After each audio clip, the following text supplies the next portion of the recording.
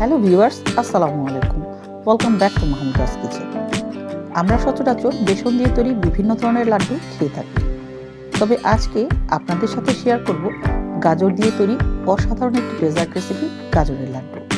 এটা বানানো যেমন সহজ তেমন ঝামেলাও নেই, আর খেতেও কিন্তু অসাধারণ হয়। চলুন তাহলে পুরো প্রসেসটি দেখে নেওয়া যাক।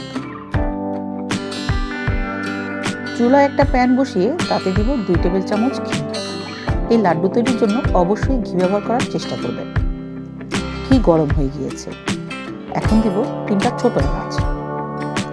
যখন এর থেকে খুব সুন্দর একটা অ্যারোমা আসা শুরু করবে, সে সময় দিয়ে দিব 1 কেজি গাজর কুচি। গ্রেটারের সবচেয়ে ছোট অংশটা দিয়ে গ্রেট করে নিয়েছি। এবার হাই হিটে 4 থেকে 5 মিনিট ভেজে নিতে হবে। খেয়াল রাখবেন যাতে ভাজার সময় পানি বের হয়ে না যায়। প্রায় 5 মিনিট ভেজে নেওয়ার পর দেখুন এর কালারটা চেঞ্জ হয়ে গিয়েছে। এখন 2 কাপ লিকুইড দুধ এই গাজরের মধ্যে দিয়ে দিতে হবে সেদ্ধ হওয়ার জন্য। তারপর ঢাকনা দিয়ে ঢেকে মিডিয়াম টু লো হিটে রান্না করে নিতে হবে। প্রায় 15 মিনিট সেদ্ধ করে নেওয়ার পর দেখুন দুধ প্রায় রিডিউস হয়ে গিয়েছে।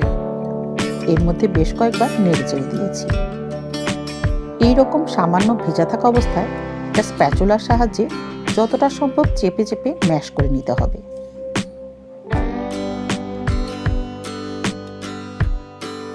এখন দেব হাফ কাপ চিনি এবং 1 চিমটি লবণ। লবণটা স্বাদের ব্যালেন্স করবে। যেহেতু গাজর মিষ্টি, তাই চিনিটা সেটা বুঝেই ব্যবহার করবে। চিনি দেওয়ার পর বেশ পানি ছাড়বে। এখন পানিটা রিডিউস করে নিতে হবে।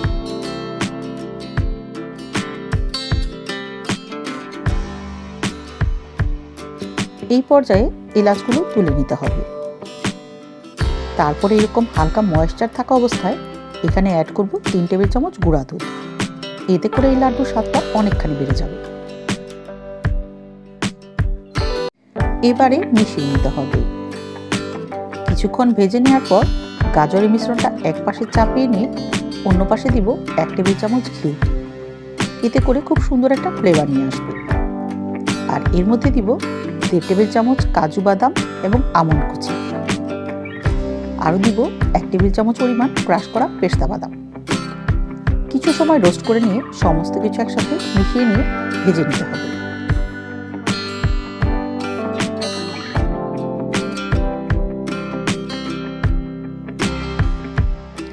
গাজরের ভেজা ভাবটা কমে গিয়ে যখন এরকম ভাজা হয়ে যাবে, তখন নাড়াচাড়া বন্ধ করা যাবে না, তাহলে নিচের দিকে পোড়া লেগে যাবে।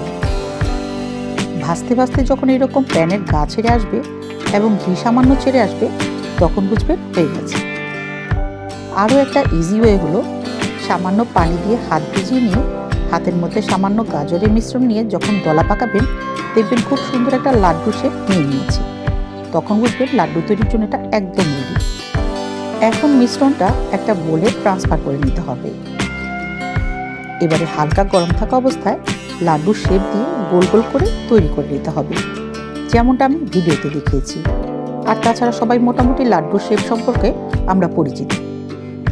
তৈরি হয়ে গেল আজকের মজাদার ডেজার্ট রেসিপি, গাজরের লাড্ডু।